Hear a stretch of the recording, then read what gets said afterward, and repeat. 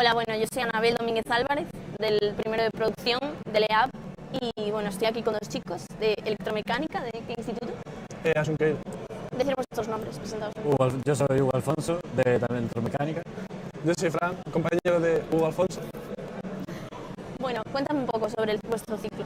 Bueno, pues el curso consta de varios módulos, todos relacionados con el tema de la automoción, coches y toda la mecánica que los conlleva y poco más.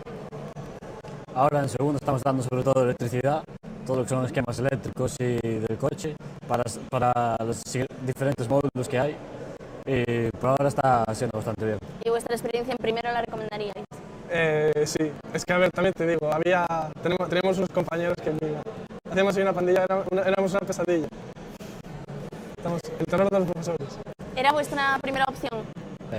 Sí. La primera y la única. ¿Qué diríais sobre el ciclo? Si alguien quiere entrar, ¿qué le diríais? Suerte. No, que si le gustan los coches que se meta, porque es algo bonito, que si te toca un profesor bueno aprendes bastante, si no te toca también es una putada porque no aprendes lo que necesitarías, pero bueno, si estudias un poco y tú en tu casa buscas información y todo, aprendes bastante.